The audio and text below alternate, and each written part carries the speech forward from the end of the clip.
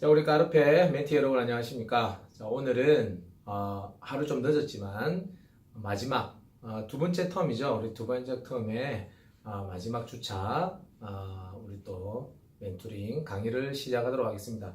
제목이 조금 같습니다. 좀 쉬었다 그러죠. 저번 주에 우리가 아주 큰 행사가 있어서 행사에서 계속 이 목을 쓰는 바람에 좀 이렇게 되었습니다. 강의도 저번 주에 있었고요. 그리고 또한 스포엑스 기간에 저희들이 열일스포츠로 저희들이 또 전시회에 참여를 하게 되었죠. 현장에 와주신 우리 많은 멘티 여러분 너무나도 감사드리고요. 그리고 또한 제가 약속한 대로 커피도 한 잔씩 사드렸고, 그리고 여러분들에게 또한 뭐 많은 건 못 해드렸습니다. 사실 왜냐하면 와서 이제 보셨던 분들은 아시겠지만 너무 많은 사람들이 와서 저희 부스에 참여를 해주셨기 때문에 제가 정신이 좀 없는 관계로 인사만 드렸던 분도 계시고 그랬었습니다. 그래요. 이런 스포츠 박람회에 여러분들 오셔서 이렇게 한번 좀 경험하시고, 그리고 또한 우리나라의 어떤 지금 스포츠 현장에 이런 좀 획기적인 것들, 그리고 또한 이 현 주소를 또 이렇게 알아볼 수 있는 그런 소중한 시간이 아니었나 하는 생각이 듭니다. 자, 오늘 여러분들에게 제가 말씀드릴 것은 이제 다음 주가 저희들이 또 쉬는 주간이고요. 또 4주가 이렇게 또 지나갑니다. 참 길죠? 6주가요. 그죠? 예. 6개월이. 우리 이제 6월 말까지 여러분들하고 같이 이렇게 해야 되는데요. 참 중간에 지쳐서 벌써 어떤 조들은 한 명씩, 두 명씩 포기하시는 분들도 계십니다. 사실 여러분들 제 강의를 듣고 아마 또 미션을 수행하는데 아마 그렇게 많은 시간은 걸리지 않을 거예요. 하지만 그것을 꾸준히 한다는 것은 쉽지 않습니다. 그래서 여러분들이 좀 힘드시더라도 지금껏 버텨오고 잘 해왔던 것처럼 앞으로도 잘 해 주시기를 저는 부탁을 드리겠습니다. 저 또한 매주 이렇게 영상을 찍지만 여러분들만을 위해서 이렇게 영상을 찍잖아요. 그래서 여러분들이 좀 잘 따라와 줬으면 하는 게 제 바람입니다. 자, 오늘은 여러분들에게 영양과 관련된 얘기를 좀 하려고 합니다. 자, 우리 뉴트리션과 관련되어 있는 강의를 좀 할 텐데요. 뉴트리션이 뭡니까? 뉴트리션이라는 것은 내가 살아가기 위해서 필수적으로 먹어야 되는 것들을 우리 뉴트리션이라고 하죠. 그런 것들을 우리는 영양이라는 표현을 씁니다. 자, 이 영양이라고 하는 것은 쉽게 얘기하면 그렇죠. 내가 생명 활동을 유지하기 위해서 반드시 섭취해야 되는 에너지를 우리는 영양이라고 얘기합니다. 자, 이 에너지라는 것이 뭐가 있을까요? 우리 인체에서 에너지라는 것은 바로 이 어떤 대사 과정에서 내가 힘을 낼 수 있도록 뭔가 제공을 해주는 것. 그 제공해주는 것을 우리는 생리학적으로 칼로리라고 얘기합니다. 이 칼로리는 바로 열량이죠. 그 열이 발생되면서 우리는 인체에서는 그 열 에너지를 가지고 우리가 에너지를 만들어낼 수 있거든요. 제가 여러분들에게 말을 하고 또 눈을 깜빡거리고 이런 행동을 할 수 있는 것들은 그 열 에너지를 통해서 내가 이런 어떠한 이 행동을 할 수 있는 겁니다. 그래서 우리는 바로 우리 인체 내에서 이런 열 에너지를 발생시킬 수 있는 그 무언가를 인테이크 해야 되겠죠. 그걸 바로 우리는 섭취라고 합니다.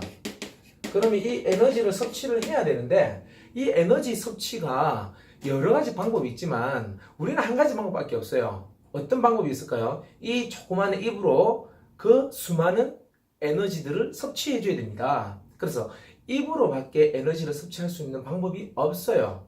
사람이 쉽게 죽이는 방법 별로 이렇게 간단합니다. 입을 이렇게 닫아버리게 하면 돼요. 입을 닫아버리게 해서 그냥 가만히 놔두면 사람은 무조건 죽게 되어 있습니다. 왜? 에너지 섭취가 없기 때문이죠. 그래서 우리가 이 에너지 섭취하는 방법은 먹는 것밖에 없더라. 소비하는 방법은 많죠, 여러분들. 여러분들이 지금 공부 열심히 하죠? 그것도 바로 에너지 소비입니다. 그리고 또한 우리가 이렇게 달리기 같은 거 열심히 하죠? 그것도 에너지 소비고요. 에너지 소비할 수 있는 방법은 너무나도 많습니다. 그래서 우리는 소비하는 방법은 우리가 운동을 통해서 소비를 하는 방법을 우리는 알고 있지만 섭취하는 방법은 다 대동소이하다. 바로 뭐냐면은 이불을 통해서 음식물을 섭취하는 수밖에 없다. 그래서 이 영양은 에너지를 우리가 만들어내기 위해서 영양이라는 것을 우리가 참 중요하게 생각을 하는데 이런 섭취의 어떤 방법은 바로 음식밖에 없더라라는 거죠. 자, 우리 음식이라는 것은 뭐냐면 우리가 어떠한 정제되어 있는 것들도 있고요. 정제되어 있는 것도 뭐냐면 자연에서 온 것을 우리가 가공을 해서 내가 맛있게 먹을 수 있도록 되어 있는 것들. 이런 것들을 우리는 바로 식품, 음식이라고 얘기하죠. 근데 음식은요, 이런 가공되어 있는 식품도 있지만 우리가 이런 자연에서 바로 섭취할 수 있는 것도 있죠. 어떤 열매라든지 그리고 뭐 곡물이라든지 이런 것들은 내가 바로 섭취할 수 있는 거죠. 이 오늘날의 정제되어 있는 음식보다 우리는 과거에는 이런 바로 섭취할 수 있는 자연 상태의 비가공되어 있는 그런 어떤 음식들 이런 것들을 많이 섭취를 했습니다. 그럼 여러분들에게 어떤 것이 더 좋을까요? 오늘날에는 바로 이렇게 먹는 생식이라고 그러죠. 바로 먹는 것들이 몸에 좋다라는 사람도 있지만 정제되어 있는 것도 괜찮습니다. 우리가 뭐 설탕도 사실은 큰 하나 에너지원이 되거든요. 네, 너무 과다 섭취하면 문제가 됩니다. 그래서 여러분들이 이런 음식을 통해서 우리가 섭취를 하는데 그러면 에너지를 낼 수 있는 그러한 어떤 영양소가 뭘까요? 우리는 바로 이것을 영양소라고 그러죠. 이것은 바로 세 가지밖에 없습니다. 에너지를 내게 할 수 있는 것은 탄수화물이라는 게 있고요. 이것을 우리는 당이라고 얘기를 합니다. 그 다음에 지방이 있고요. 그리고 또한 단백질이 있습니다. 이 세 가지 말고는 우리 몸에서 에너지를 만들어낼 수 있는 방법이 없습니다, 여러분. 그것도 우리 비타민 같은 거 먹어봐야 에너지 못 만들어냅니다. 예, 그래서 탄수화물, 지방, 단백질이 바로 에너지를 만들어낸다는 거죠. 그러면 탄수화물, 지방, 단백질을 안 먹고 탄수화물을 안 먹고 지방하고 단백질만 먹어도 되나요? 지방하고 단백질을 먹어도 됩니다. 예, 되고요. 그러면 탄수화물하고 단백질을 먹지 않고 지방만 먹어도 되나요?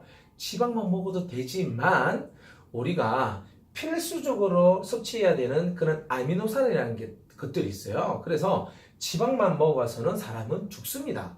그리고 또한 단백질만 먹으면 되나요? 얘기하지만 단백질만 먹어도 됩니다. 하지만 탄수화물이나 지방이 또 필요한 것들을 단백질이 다 대체할 수 없기 때문에 결론적으로 말씀드리면 현대과학에서는 탄수화물을 제외한 지방과 단백질을 먹어도 사람은 살 수는 있습니다. 하지만 이러한 단백질이나 지방 없이 우리 탄수화물을 먹는다든지 탄수화물 지방만 먹는다든지 탄수화물과 단백질만 먹어서는 사람은 생명 유지 활동을 하기에는 힘듭니다.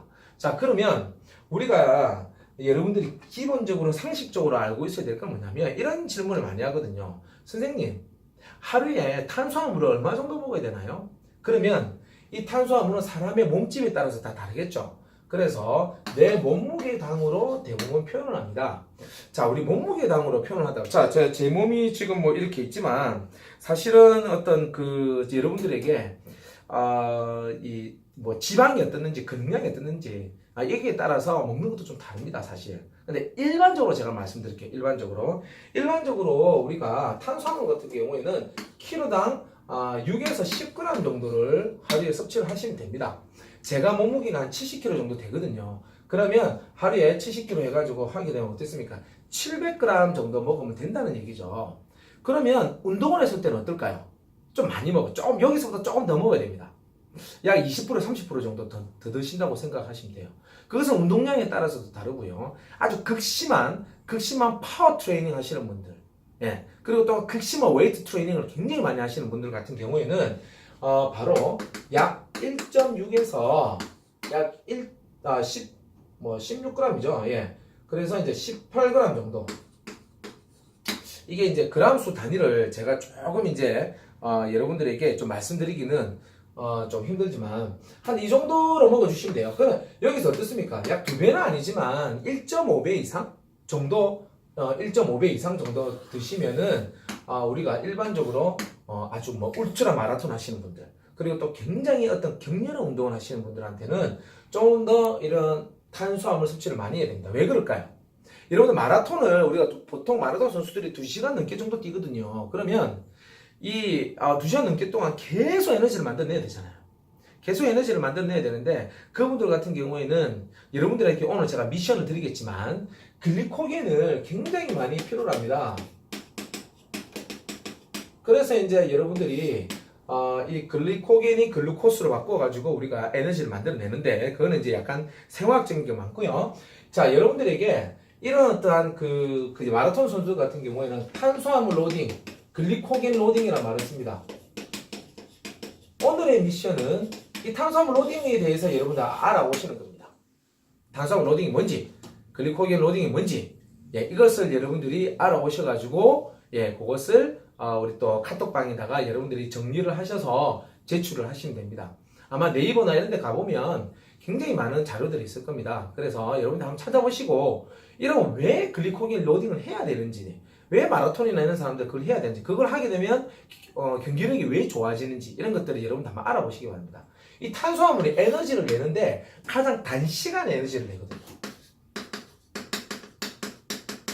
단시간에 에너지를 바로바로 낼 수 있기 때문에 그렇죠. 그리고 또한 탄수화물을 회복이 굉장히 좋습니다. 그래서 이제 우리 축구 선수들이나 마라톤 하시는 분들이 끝나자마자 빠른 시간 내에 탄수화물을 섭취해야지만이 빨리 회복되거든요. 굉장히 중요합니다. 그래서 이 탄수화물은 하루에 이 정도 섭취를 하시고 운동하는 사람들은 조금 더 섭취를 하시라. 그걸 언제 운동하는 사람들 언제 섭취를 해야 돼요? 이렇게 묻는 사람들이 많아요. 보통 우리가 음식물이 위에 있으면요, 우리 위로 혈액이 다 몰리거든요. 소화를 시키기 위해서. 그래서 밥 먹고 바로 운동하면 이 혈액이 우리 근육으로 또 가져야 되잖아요. 트레이닝을 할 때. 그래서 소화는 소화대로 안 되고 운동은 운동대로 안 돼요. 그래서 여러분들이 충분히 소화시킬 수 있을 만한 시간이 지나고 난 다음에 여러분 운동하시는 게 좋습니다. 그래서 너무 음식을 많이 섭취를 하고 운동하는 건 안 좋기 때문에 보통 30분에서 1시간 정도 전에 음식을 섭취하시고 운동을 하시는 게 좋습니다. 그런데 우리가 운동을 할 때 적어도 2시간 정도 운동하시는 분들 같은 경우는요, 1시간 정도 지날 때마다 유동식을 좀 드셔야 됩니다. 그래야지만이 에너지 보충을 해가면서, 예, 탄수화물은 바로바로 단시간에 에너지를 충족시켜주기 때문에 고갈도 빠르거든요. 그래서 혈당이 떨어지게 되게 되면은 저장되어 있는 에너지를 써야 되는데 그 저장되는 에너지를 쓰는 것보다는 혈중에 이렇게 당이 있는 어떤 그 에너지를 쓰는 것들이 운동할 때는 훨씬 더 좋습니다. 그래서 이런 고강도 운동을 하시는 분들이나 2시간 정도 운동을 하시는 분들 같은 경우에는 1시간 뒤에마다 바로 이렇게 에너지를 유동식이 뭘까요? 유동식은 우리 죽 같은 거라든지 그리고 또한 이 보충제 같은 그런 형태로 리퀴드 형태로 먹는 것을 우리가 유동식이라고 해요. 딱딱한 것들은 우리가 이제 고체화 같은 것들은 소화시키기 좀 힘들거든요. 예. 그래서 위에 머무르지 않고 바로 장으로 갈 수 있는 그런 유동식을 먹는 것들을 제가 추천해 드립니다.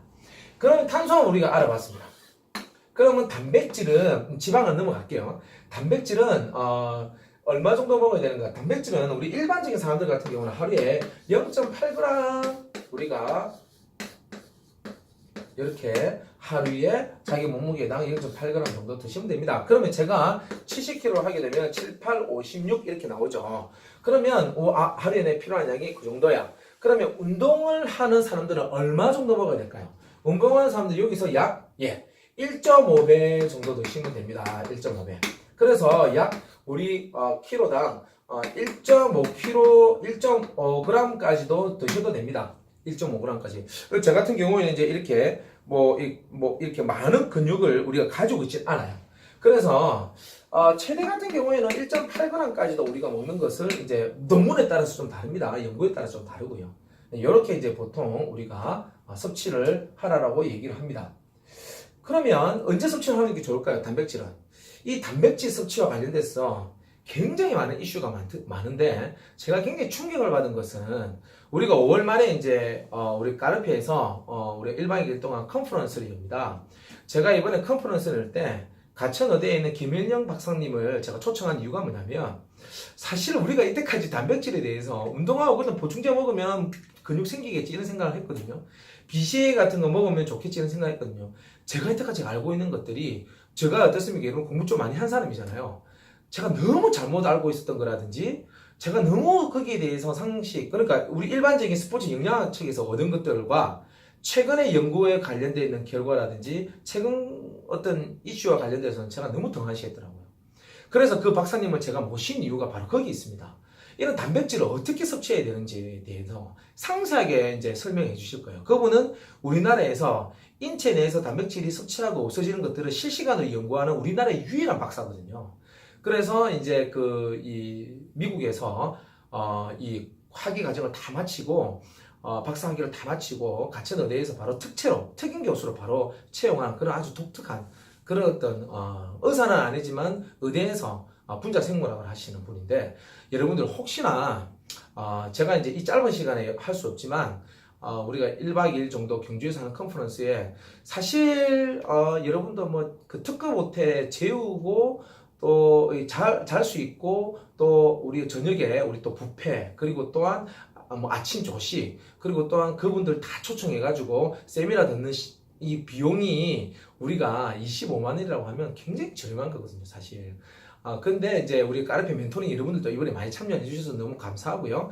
이런 어떤 박사님들의 어떤 그런 정보를 여러분들 아셔야지만이 내 몸을 어떻게 벌크업 시킬 수 있고 또 건강하게 만들 수 있고, 그리고 또한 우리 그 단백질 섭취와 관련되어 있는 그런 올바른 정보를 줄 수 있고, 지금 현재 섭취하고 있는 것들에 대한 잘못되는 것들을 내가 수정할 수 있는 거예요.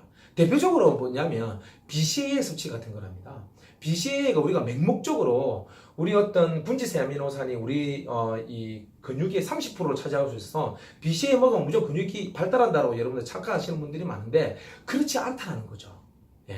그런 것들에 대한 것들이 바로 이 단백질이잖아요. BCAA가 전부 다. 그래서 어떻게 섭취해야 되는 것들은 여러분들이 끊임없이 공부를 하시고 많은 세미나를 들으시면서 여러분들이 하셔야 됩니다. 단 한 가지 여러분들에게 좀 이 시간에 말씀드릴 것은, 운동 마치고 바로 섭취하는 게 굉장히 중요합니다. 특히 근력 운동 후에 섭취하는 것들이 굉장히 중요합니다. 그래서 여러분들이 이 운동의 어떤 종류에 따라서 일반적인 사람들은 이제 키로당 이제 0.8g 정도를 먹는다고 하면은 좀 이렇게 근력 운동하는 사람이라든지 스포츠 선수 같은 경우에는 많은 단백질을 섭취해야 되는 게 중요하더라, 이렇게 보시면 됩니다. 탄수화물도 마찬가지죠. 운동 강도에 따라서 이렇게 10g인 사람들도 있겠지만 12g 또 4g 또 이렇게 18g까지 운동 강도에 따라서 다 다릅니다. 요 같은 경우에는 우리 얼마 전에 했던 뭐 스키 같은 경우에 크로스컨트리 하시는 분들은 이 정도 섭취하고 충분히 섭취를 하고 가야 돼요. 글리코겐 로딩을 팍 통해 가지고 가야 된다는 거죠. 그렇게 해야 됩니다. 자, 지방은 뭘까요? 지방은 우리가 보통 음식의 한 20%에서 한 30% 정도 이렇게 넣어서 이렇게 섭취하면 된다라고 이렇게 보통 얘기를 하고 있습니다. 지방을 하루에 뭐 4kg에 몇 g을 먹어라 이런 어떤 가이드라인은 잘 안 나와 있어요. 그래서 우리가 이 정도 여러분들 드신다 생각을 하시면 되는데, 다이어트를 하시는 분들이나 그리고 또한 이 지금 현재 내가 단기간에 체중을 좀 관리해야 되는 사람들 같은 경우에는 요즘 같은 경우 지방을 좀 줄이라는 얘기 나오는데, 최근에 여러분들 어떻습니까? 고지방 다이어트 같은 거 있죠. 제가 다음 시간에 고지방 다이어트에 대해서 여러분들한테 제가 좀 설명을 드릴 건데, 좀 여러분들하고 좀 공유를 했으면 좋겠다는 생각이 들어요. 단백질만 먹는 게 황제 다이어트죠. 고지방 다이어트가 요즘에 또 굉장히 이슈화 되고 있습니다. 그리고 또한 탄수화물을 거의 먹지 않는 그 저탄수 고지방 다이어트라는 것들이 요즘 굉장히 큰 이슈가 되고 있어요. 그래서 다음 시간에는 여러분들하고 고지방 다이어트에 대해서 제가 설명을 드릴 거기 때문에 오늘 지방은 그닥 그렇게 많이 여러분들에게 정보를 드리지는 않겠습니다. 그러면 오늘 간략하게 배운 것들을 우리가 정리를 하자면, 탄수화물, 단백질, 지방이 우리 몸에서 에너지를 만들어내는 유일한 에너지원이더라. 그리고 또한 이러한 탄수화물, 지방, 단백질이 하루에 얼마 정도를 먹으면은 내가 생명 유지 활동을 하는 데에 가장 밸런스 있게 우리가 살아갈 수 있더라라는 것들이고요. 절대적이진 않습니다. 여러분, 여기 무조건 절대적이라는 것은 없어요. 어떤 박사들은 난 지방과 단백질만 먹어도 탄수화물 하루에 6g이 아니라 한 4g 이외로 먹어도 되더라는 거예요. 그분이 이제 그 박사가 이제 얘기하는 것들이 이런 겁니다. 에스키모인들, 우리가 에스키모인들족을 이누이트족이라고 그래요. 북극이나 남극에 탄수화물 있을까요? 탄수화물 없겠죠. 북극하고 남극에 공유가 있을까요? 없죠. 그분들은 뭘 먹고 살았습니까? 생선이나 물개 같은 거 잡아먹고 살았어요. 곰 같은 거 사냥해서 먹었고요. 우리 그런 육류나 이런 어류 중에 탄수화물이 있을까요? 없습니다. 근데 그들이 생명 유지 활동하는데 전혀 지장이 없더라는 거죠. 그 사람들도 사람이니까. 어떻습니까? 그렇죠. 이런 지방과 단백질을 먹어도 살았다는 거죠. 약간 극심한 예를 드는 거예요. 이거는 다음 시간에 제가 여러분들 또 설명을 드리겠습니다. 그래서 여러분들이 이런 절대적인 것들은 없더라. 일반적으로 이렇게 얘기를 하더라. 하지만 한 가지 확실한 것은 우리가 트레이닝을 할 때나 육상 선수들 이런 사람들이 단시간 고강도의 바른 파워를 낼 때는 반드시 탄수화물은 필요하다는 겁니다.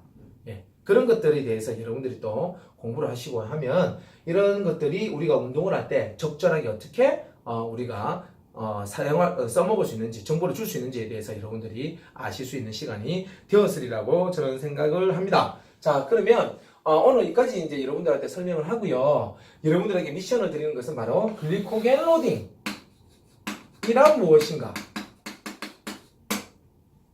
요 미션을 이제 여러분들에게 드리겠습니다. 자, 여러분들 2월이 이제 벌써 나갔습니다. 1년 12달 중에 이제 2월이 지나면 이제 춘 3월이 오게 되죠. 예, 3월에 우리가 다음 주 한 주는 쉬게 됩니다. 다음 주 한 주는 쉬게 되고요. 그 다음 주에 여러분들과 또 만날 텐데요. 따뜻한 봄이 올 때 여러분들이 이때 춘곤증에 시달릴 수도 있는데 운동을 많이 하는 사람들이 많은 연구 결과에서 춘곤증을 좀 더 이겨낼 수 있더라는 것들을 많은 연구 결과에서 발표를 하고 있습니다. 운동을 통해서 여러분들은 3월에 이렇게 우리 몸이 계절이 바뀔 때, 환절기 때 우리 건강을 지킬 수 있는 그런 사람이 되었으면 좋겠고요. 여러분들 또한 꾸준히 공부를 하시면서 멘토링 스쿨을 끝까지 잘 완주했으면 하는 바람입니다. 자, 오늘 강의는 여기까지 하고 마치겠습니다. 수고하셨습니다.